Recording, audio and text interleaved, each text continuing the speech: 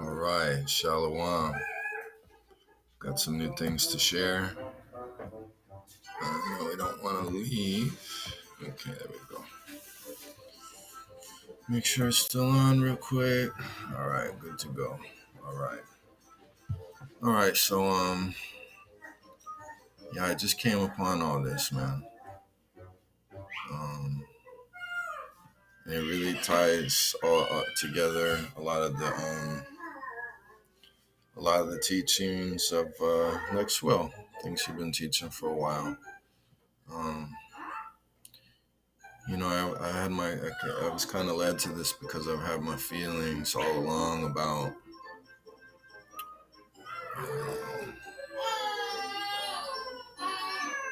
just the different people in different places with these names and these things that say and lead us to believe that they're from somewhere else, such as the Mexicans and Latinos, whatever you want to call them, Spanish, however you want to label them, as we're all labeled. Um, But I've always noticed over time, a lot of them, their last name got Al in the beginning, AL. And, as it has been said previously, that's, I could show you real quick. It's right here, right here. I don't know if that'll do it. Let me see. Anyway, I'm not even going to get sidetracked because we already know about that. Al is, as well as El, is the pagan name for pagan deity. And it's all in their names. And we're going to see why. I think I might have proof here. This might actually be proving something. And then we're going to go back to Coventrey too. Coventrey is involved in this as well. And so we're just going to kind of tie it all together. And by the way, Coventrey has a very interesting update. I was very surprised when I went and pulled up Coventrey last night to make this video because someone's been there and made some changes. They've updated the information. They've added a lot of new information. So let's go ahead and start with this. I found this article, and it's called the Middle East Research and Information Project. Let Us Be Moors, Islam, Race, and Connected Histories. Let me make sure that's big enough for you guys to see. Okay, so Seamos Moros, wrote the Cuban poet and nationalist Jose Marti. I didn't look this up, but I'd like to look up Jose Marti and Moors and see, just double check that that's what he said. But anyway, so he said that in 1893 in support of the Berber uprising against Spanish rule in northern Morocco. Why would a Cuban liberation person be supporting Berbers in Morocco? He's telling you why. Let us be Moors. The revolt in the Republic of RIF, I don't know, is that something, does that mean in Morocco? Is not an isolated incident, but an outbreak of the change and realignment that have entered the world. Let us be Moors, we Cubans who will probably die by the hand of Spain. And, this is all centering around what? This is centering around histories, names of civilizations being switched. For why? To hide the true identity of who the peoples were and to propagate the myth of white supremacy. So, we have this nation, Spain, that supposedly did so much damage in the New World and everything. And we think back about their history. Spain was, of course, invaded by the Moors. That's according to them. But we know that they were that the Berbers were actually the ones sent up into Spain to invade, as well as the Goths. And so Spain is really at the center of all this. I'm not going to give away what I'm saying yet about Spain, but we're just going to continue. Writing at a time when the scramble for Africa and Asia was at full throttle, Marti was accenting connections between those great power forays and Spanish depredations in Cuba. I don't know what depredations mean.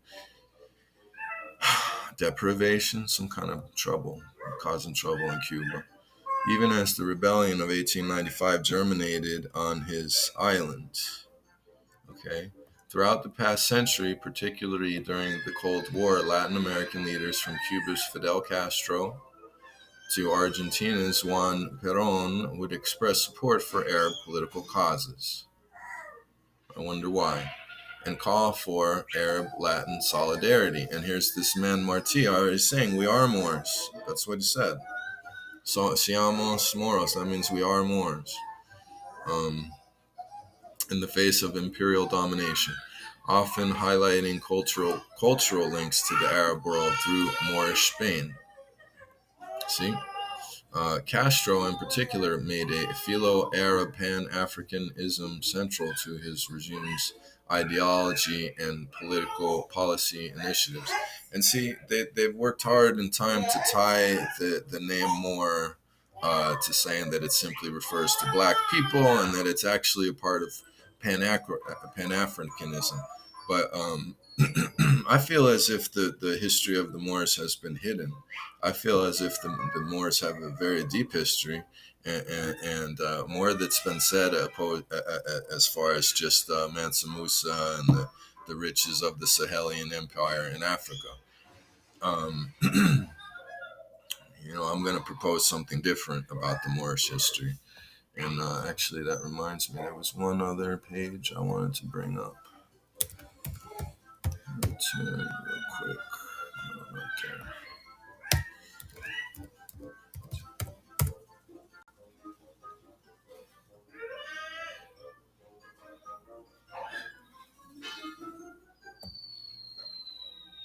Okay, but let's just go back to what we were talking about. No, we were over here, huh? Okay, so we're already on the.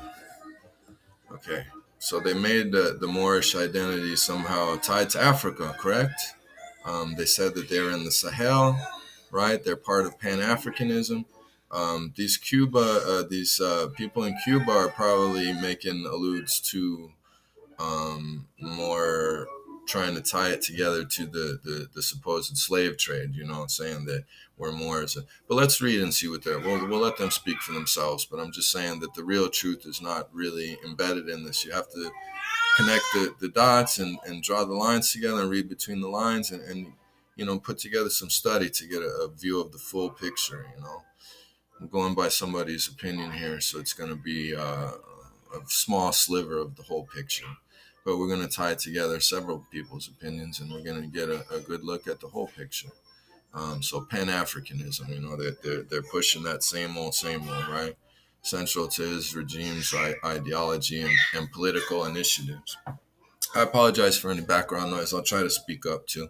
In his famous 1959 speech on race, the Jefe Maximo underlined Cuba's African and Moorish origins. Okay. We all have lighter or darker skin. Lighter skin implies descent from Spaniards who themselves were colonized by the Moors that came from Africa. See, we already know that the Moors that came from Africa were white Moors. They were not dark-skinned peoples.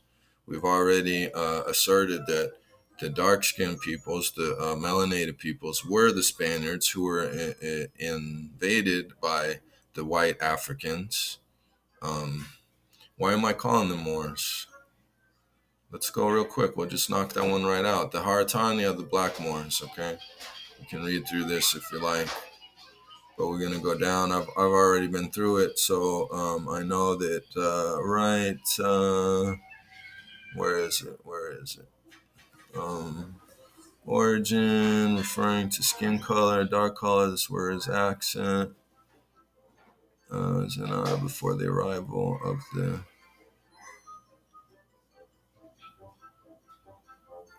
I know it's here. Let me see. Let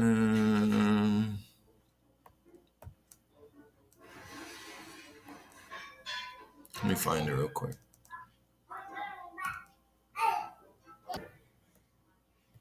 Okay, back. Let me say real quick that, I understand that we have people here in the U.S. that are claiming the group Moors.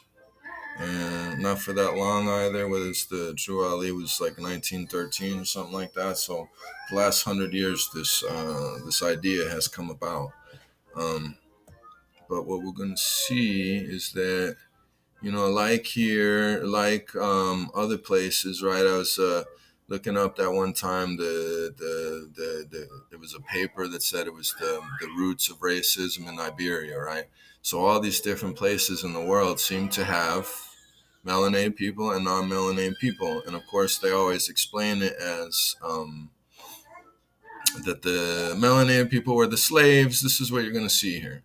The melanated people were the slaves, and the non-melanated people were the slave master, right? Same old story. And it's all over wherever you go, even in Mauritania. And look it up. Slavery only ended in Mauritania in 1960.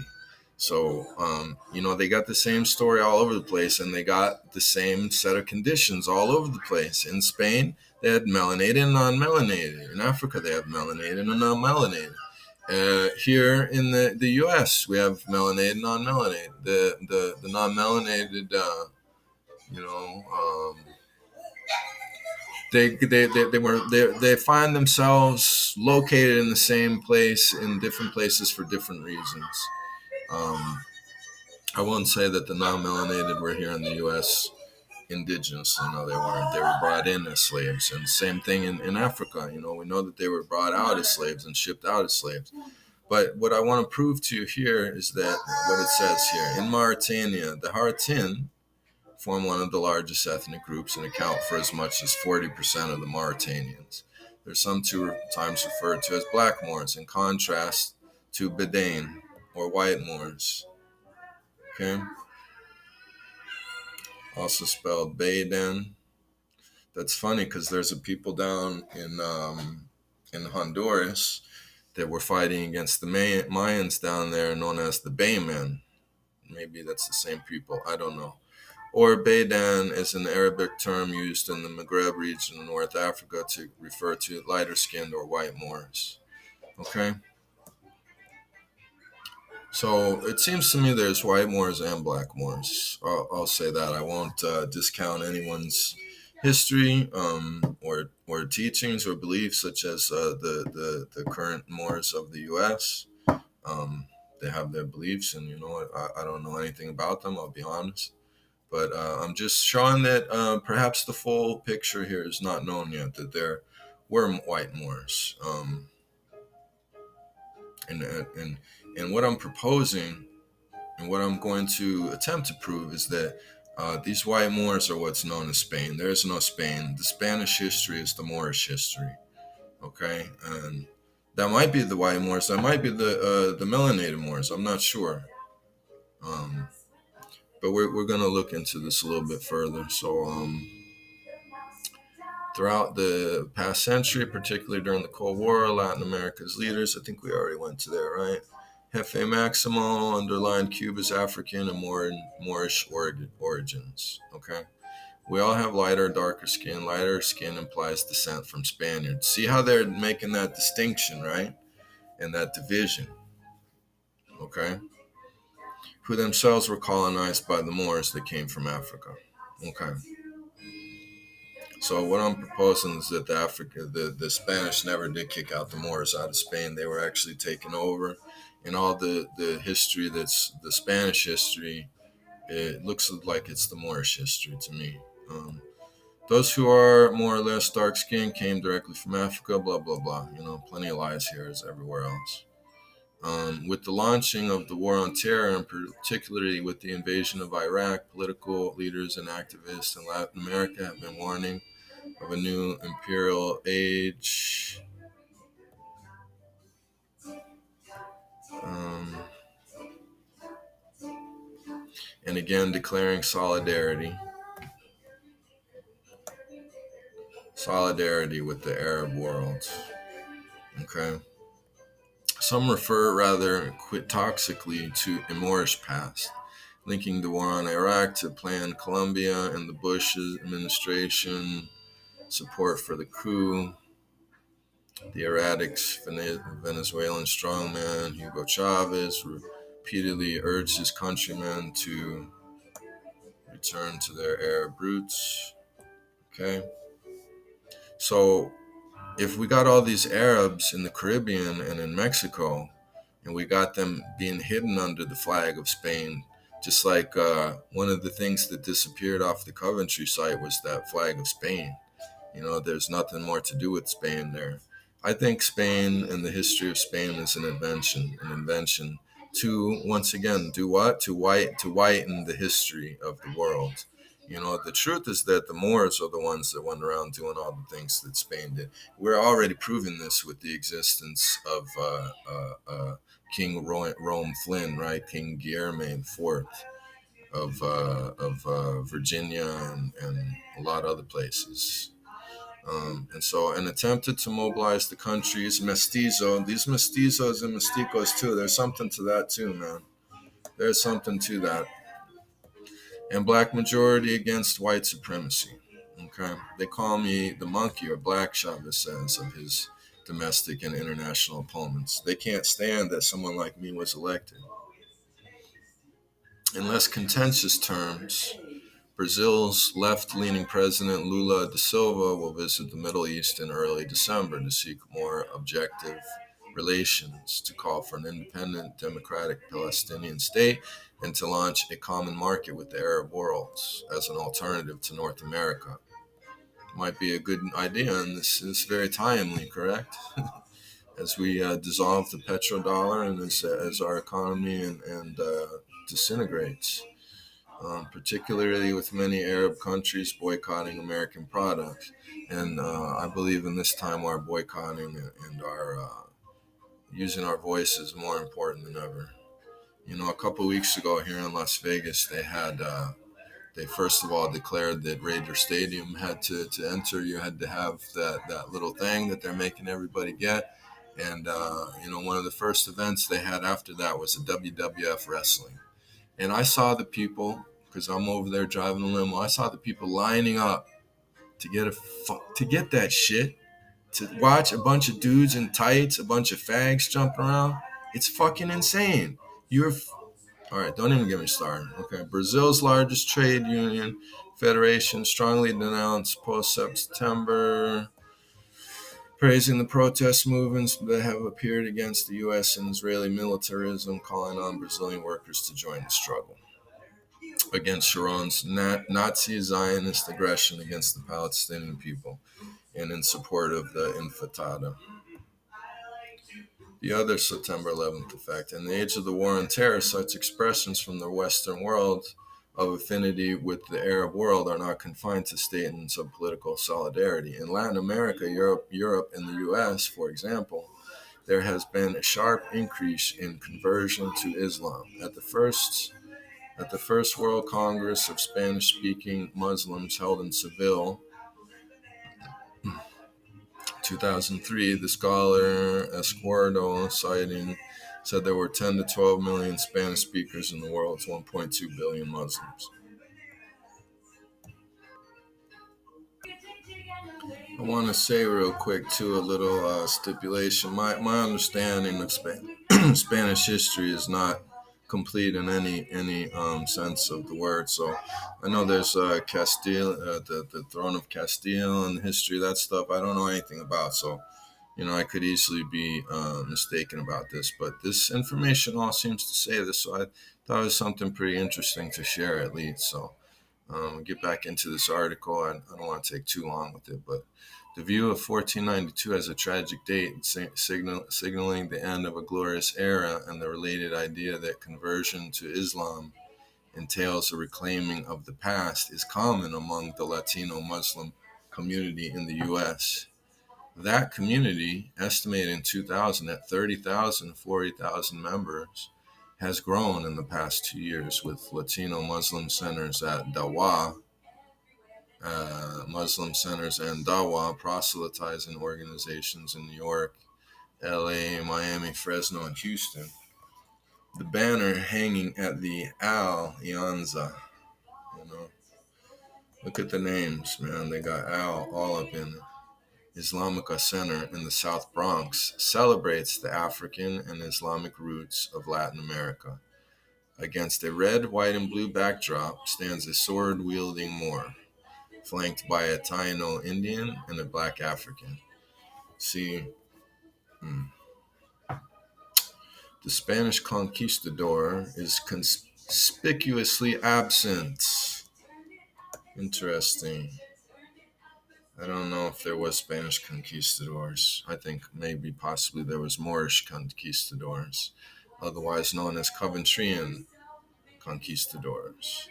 Imam Omar Aberdeenheim Ocasio of the Alianza speaks passionately about the continuity between Moorish Spain and Latin America. Okay, they keep saying it again and again and again. Okay, most of the people who came to Latin America and the Spanish Caribbean were from southern Spain, Andalusia. They were Moriscos, Moors, forcefully converted to Christianity. The leaders, army generals, curas, priests, were white men from northern Spain. Okay, that's that. They just said a whole mouthful right there, right? Didn't they just say that these non-melanated people didn't have nothing to do with it? The conquest and the settlement of the destruction of the indigenous. Okay, the Southerners who did the menial jobs, servants, artisans, foot soldiers, were of mixed Arab and African descent. Those are Berbers. Those are what were they called? Bedain. Bedain. They were stripped of their religion, culture, brought to the so-called New World, right? Definitely so-called, where they were enslaved with African slaves. You see, now that's the white supremacy story. But what I'm trying to show you is that they came over as the conquistador. But the Moriscos never lost their culture. I mean, we talk about Black Spain, right? We haven't been able to uncover whether Spain was melanated or not. I think this might answer that question. We are the cultural descendants of the Moors. The Puerto Rican Imam writes, Islamically inspired values were conveyed ever so subtly in the Trojan horse of Spanish heritage. Doesn't the Trojan horse mean that it's an illusion or a mirage? It's not true. Of Spanish heritage throughout the centuries, and after 500 years, Latinos were now ready to return. I'm gonna check real quick. Give me a second. Okay, I think that's it for this one, man. They're on their program and we're on our program. They're trying to tie this together and say it's Pan-Africanism, and what we're trying to say here, or uncover here, is the truth, the origins of the people, and the history, the true history, what truly happened. Here's a little more evidence. There's castles, old castles in Havana. There's one in Puerto Rico, and I believe there's one on Hispaniola, Moro Castle. And in Spanish, so-called Spanish, the name is Castillo de los Tres Reyes Magos de Moro, which means the three wise men, the three wise men kings, the three Moorish wise men kings. Okay? They claim that it's the story of Jesus. It's not. Okay.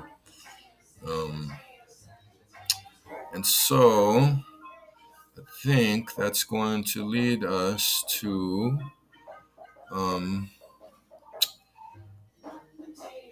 everybody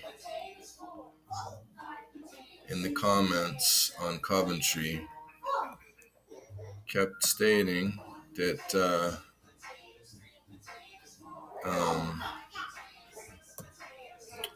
that picture of Guillermo was Rome Flynn. Okay. And I'll do it in a second, an image search. You'll be able to see. They're telling the truth. This is an image of Rome Flynn, okay? And there was another comment by Sister Warrior who said that she went to Rome Flynn's Twitter and saw that he had King on there, right? And so I recently went to check it out. And he took King off of there. King ain't on there no more.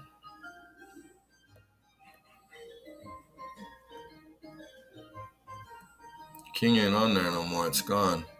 But and I looked up his names too, and you see his other name is Rome Tremaine. They're both British names. Flynn is a Scottish name, I believe it was, meaning red. Tremaine was British. I don't remember it having any meaning specifically. But I did find something interesting about our friend Rome Flynn. And, thanks to everybody for watching and commenting on the video. Absolutely. I'm glad to, just even touch base with y'all, let alone to have been given the privilege by the Creator to take part in truth. Man, oh man, how much truth is there in this world today? Not much. So I'm blessed, and I'm very grateful to even just to know, just to have been warned. If nothing should come of any of this, I'm truly blessed just to be indoctrinated in this truth. So we're gonna look at his Instagram.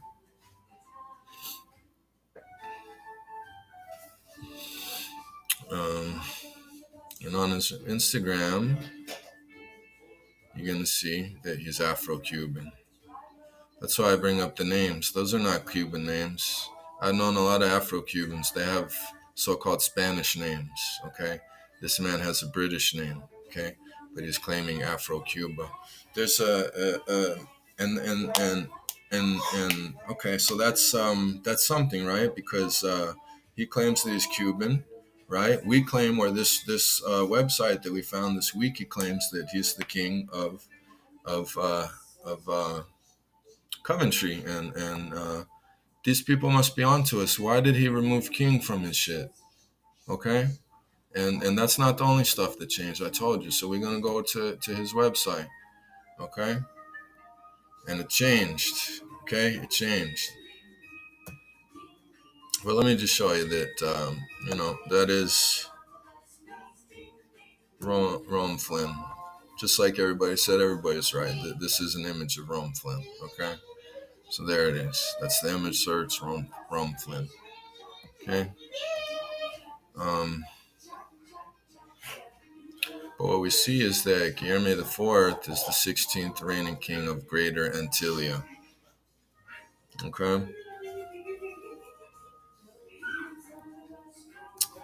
And is the Xth monarch, I guess that means mystery number monarch, to rule overall in both Coventry and Caribean. He began his reign. We already know this. But we're going to see that his full title, since his ascension to the throne of Greater Antelia, is His Most High Majesty, His Most Majesty Guillermo IV, by the grace of God, King of the United Kingdom of Greater Antelia and Taino, King beyond the pillars, King of Coventry, Caribes, Congo, Angola, Benguela, Matamba, Ndogo, Anisco, Congo, Loango, Akan, and Dahomey. All these are African nations. Congo, Angola. I don't know about Benguela, Matamba, but definitely is. Ndogo definitely is. Kakongo definitely is. Luango definitely is. And Dahomey definitely is. Prince of Saint Domingue, okay, and Hispaniola, okay. What's Santo Domingue and what's Hispaniola? We already know Hispaniola is the Dominican Republic, okay. Let's look up what's Santo Domingue.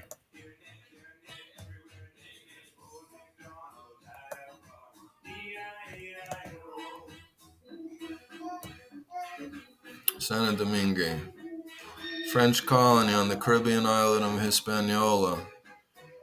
It's Haiti, okay. I'm not gonna go into it, but it's Haiti. This is Haiti. That's Santo Domingue, French colony, you see, on the Caribbean islands, Dominican Republic. Now hosts the two countries, Dominican Republic and Haiti. The name was also used as times for the island of Hispaniola as a whole, okay? So that's Santo Domingue. Prince of Santo Domingue and Hispaniola, Haiti, and Dominican Republic. Duke of Powhatan, Manitoba, Seneca, Marquis of Iroquois, Ontario, Newfoundland, Hereditary Count of Coventrey, Count of Pinkington, Girona, Vienna, Oneida, Oneida is another indigenous group from the Midwest, and Cayuga, of course, from Ohio. Lord of the Alisair, that's northern Africa. Lord of the Seven Cities, okay? That's one thing that we got to look up. I forgot about that. Lord of the Yoruba and Maori, okay? Who's the Maori? Who's the Maori?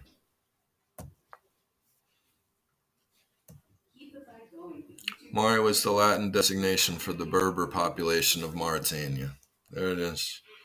Wait, let me get it big so that y'all can see it. Now I know I'd be putting stuff too small. Right. Lazy ass I am. What I make a video last time talking about I don't even want to read nothing. What kind of video are you gonna put up and you didn't even read anything? Okay, there's the Maori. Was the Latin designation for the Berber population of Mauritania. It's the Maori, white Moors, and so forth and so forth. Okay, but Lord of the Seven Cities.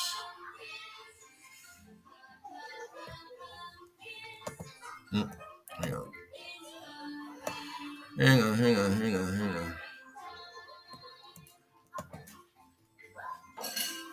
Dang it.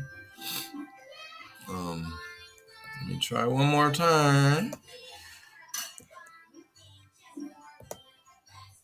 What we're going to see is that the Seven Cities is a real thing. Okay, let's just do this. Let's add one. And let's say Lord of the Seven Cities.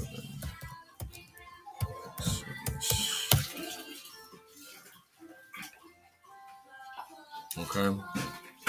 There it is, according to legend. Yeah, it's always a legend, right? The Seven Cities of Gold could be found throughout the pueblos of the New Mexico territory. There's a lot more territory than that, okay, because it's in the Caribbean as well. Besides Cibola, names associated with similar lost cities of gold include El Dorado, Paititi, City of the Caesars. That's interesting. I would love to look into that. Lake Permi, Antelia, and Quiviria, okay? Antelia. Remember that name. That's what they're talking about here. He's the reigning king of Greater Antelia. Okay? Well, if you're not thinking that's anything, let me show you something. Let's go to Afonso. Let's go right back to the beginning, right? Afonso of Coventrey. He comes up, his wiki comes up, right? There's his wiki. But what we're gonna do, we're gonna go to Coventrey. We're gonna go back to the Coventrey. And we're gonna see where it all started. But somebody went back and replaced it. It's not Coventrey anymore, it's Greater Antelia. It's Greater Antelia. Okay? Let's read some of this real quick. I'm gonna zoom it up so everybody can see.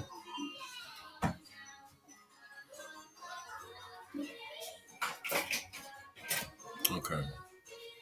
So Greater Antillia, officially known as the United Kingdom of Greater Antillia and Taino, with it being historically known as Caribes or Coventrey, depending on what part of the kingdom you're in. It was once known to foreigners in legend as the Fortunate Isles. Now, I would love to look up all this stuff, and I will, because this is all stuff to look up. I haven't looked it up yet, though. Fortunate Isles, or the Kingdom of the Covenant. It is a sovereign nation. It covers some kind of space and has 48 million people. Its capital is Williamsburg, and its largest city is Echoes. See, we're getting more and more pieces of information that can be verified, and that speaks to the authenticity of all of this, okay? Other major cities include Santo Domingue, Niani, that's another one to check out that wasn't there before, Richmond, Portsmouth, Orleans, Montreal, Charlottesville, Hampton, Annapolis, Levi's, I don't think that was there before, Salem, Winchester, St. Croix, Laval, Roanoke, Norfolk, Suffolk, Plymouth, Bristol, Nantucket, East Beach, Newport, Charleston, Santiago. You remember in this history, it said that it all started at the Battle of Santiago, and I was never able to track down this Santiago. Was it Santiago, Chile? I don't know. Was it Santiago, Cuba? Because there is a Santiago in Cuba. But I think I found it. Okay, and I'm gonna show you in a minute. But let's just go here a minute still. Greater Antelia is a federal constitutional monarchy. I don't want to go over stuff that we already been over. Um, I remember before it was the Cortez Jerez, which is the Portuguese house of kings, and I forget what the word is. The dukes and everything. And so Cortez, I came to find out, like I said, Hernan Cortez, like Hernan Cortez. That's not his real name. Cortez is a title. Look it up, you'll see. Consisting of the Chamber of Peers and the Chamber of Deputies. Okay, it's a developed country. But we've all seen all that before. Let's see if there's anything else to get real quick here. The name of the archipelago, known as Greater Antelia, has a variety of different origins. And let's go ahead and look up Greater Antelia now.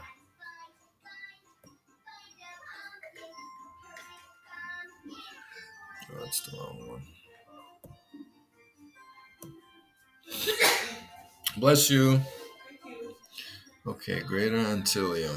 Okay, so it's going to give us two different, but it's both the same place. The Greater Antilles is a group of larger islands, including Cuba, Hispaniola, and Puerto Rico, Jamaica, and the Cayman Islands. And that's what came to my mind first. But I guess it turns out that there's also another Antelia. And it says it's a phantom island, of course. Reputed, how much you want to bet it's in the same area? And during the 15th century, in the Atlantic Ocean, to the west, far to the west of Spain and Portugal.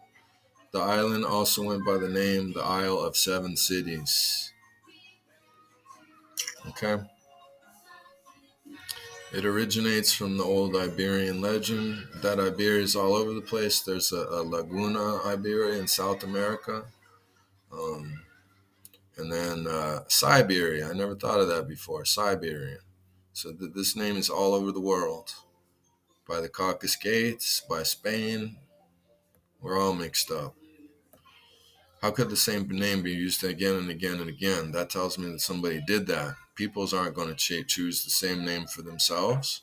They're going to want to distinguish themselves from other people. That's the whole reason to give yourself a name, isn't it?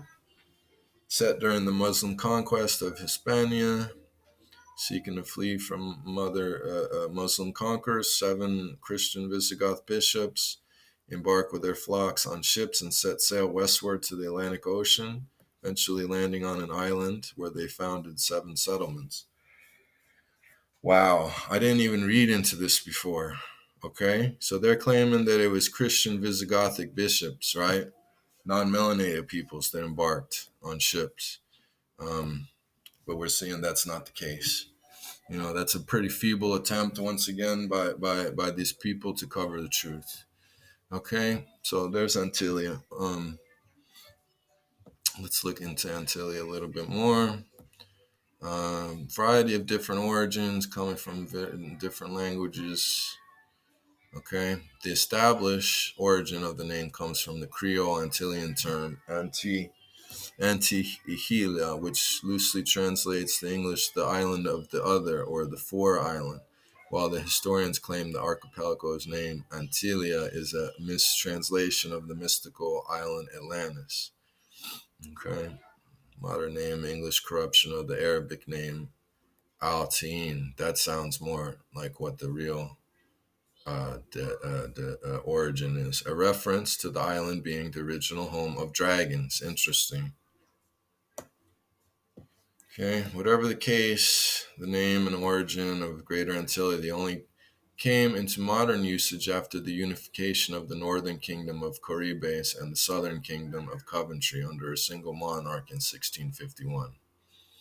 Okay. We'll go through it real quick. The Samari Jada is one of the Musas again. The region known presently as Greater Antilles has been inhabited a long time. A local noble in the Mande region expressed himself as the first king of the Caribes and the first monarch of the long-lasting Sahel dynasty. So the Sahel dynasty was no, I don't know. The original kingdom of Caribes was a precursor for the modern kingdom, for the modern United Kingdom of Greater Antelia, having been established in the 8th century, making it one of the oldest countries in the world. The most notable monarch of the dynasty, beside the founder, was the 9th century King Musa Kanku the Great. That's Mansa Musa. Okay, the kingdom of Coventrey, a nominal vassal of the Sahelian Empire, declared independence from the Sahelian Empire. See, that would, these people are all about hiding and lying and covering their origins. I don't think these people are able to tell the truth. So, of course, they're gonna lie when they don't even need to. I just don't believe that they're already admitting that Coventry was tied to the Moors. Okay, that's right there. They claim that they fought in the Battle of Santiago. Where's Santiago? I'm about to show you. Hang on one second. So they claim that they fought them and gained independence from the Moors. Um, no, I don't know. I don't know about that. That doesn't seem to be what everything's saying. Um, okay, the Selhel dynasty, after lasting 500 years, was overthrown by a rival noble house in 1269. Successive dynasties, the Dugua, Ghaniya, and Shurafa, all tried to replicate the earlier success of the Sahelian dynasty to some degree. Um, See, there's that Battle of Santiago, right? Kingdom of Coventry was established after Afonso, Count of Coventry and High Steward of Coventry, defeated the forces of King Mamadou VI at the Battle of Santiago. Okay. Um, Afonso established his capital at Santo Domingo, Haiti. The capital was not established at Williamsburg. Still haven't found. I guess that's Williamsburg, Virginia. That makes the most sense. Um, so Battle of Santiago, right? Where's Santiago? It's Santiago de los Caballeros, and that's in the Dominican Republic.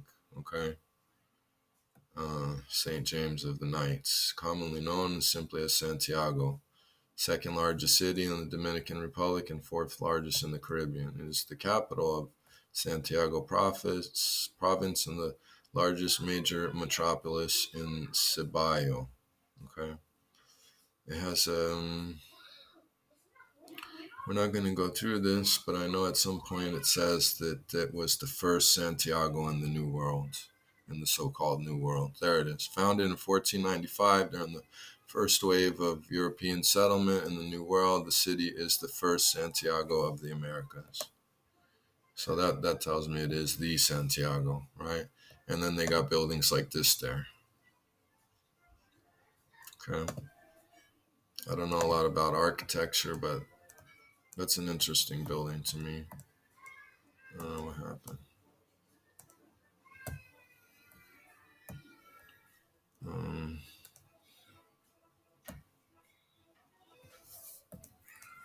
just trying to show you closer up. Sometimes it stops recording when I hit the wrong thing, and I still haven't figured out what that is that I hit to make it do that. But this is a pretty interesting looking building.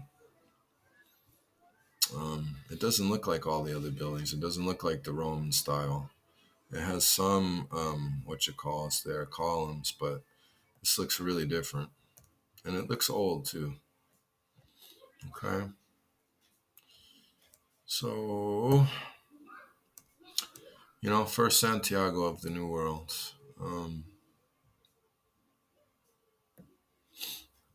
And there was something else here.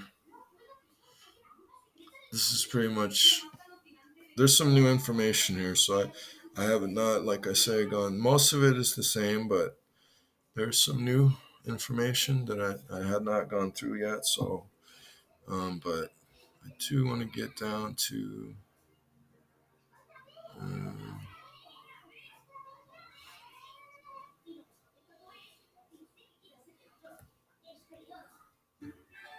Actually, I think it was under. something else.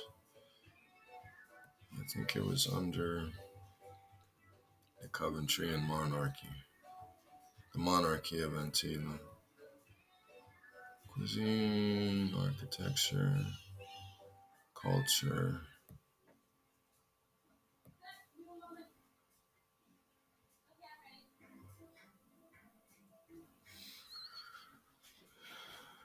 I think actually that was it just now with uh with Rome Flynn, with Guillerme.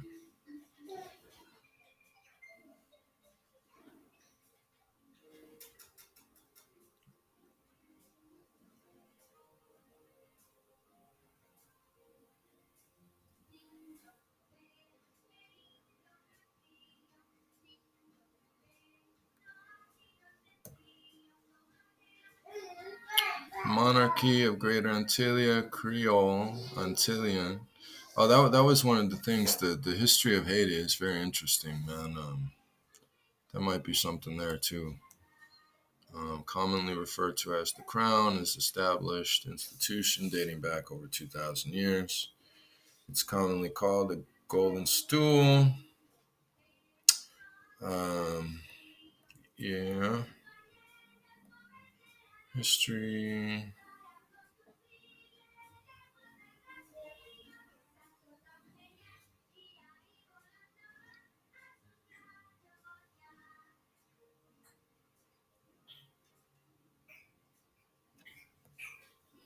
Okay, this is something that I always wanted to get to, even in the Coventry video. That I always just kept forgetting to show um, the full title. Right, His Most Faithful Monarch. I think I just went over this with Guillermo, but I think there's something else here that wasn't there. King of the United Kingdom of Greater Antelia and Taino, King Beyond the Pillars, King of Coventry, Caribes, Congo, Angola, all the African nations, Princess Santa Domingue and Hispaniola. No, this is the same thing. This is the same thing. Seven cities, Mari. Yeah, this is the same thing. Um, okay, I guess that's my case. I guess I rest my case, man. I think that's pretty much everything that I wanted to say. And that Henriques is another title. That's the all the Afonso of Coventry, the Afonso of Congo, and the Afonso of Portugal all had fathers named Henriques. So look it up. They're all named Henriques. They're all known as Afonso Henriques. Um, I just found this, man. I just, like I said, just went into it last night. So I'm sure there's more here.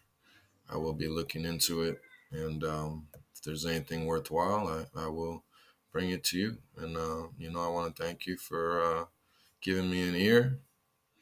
Um, and like I said, I'm proud to be uncovering the truth of the Most High, because these lies have got to stop.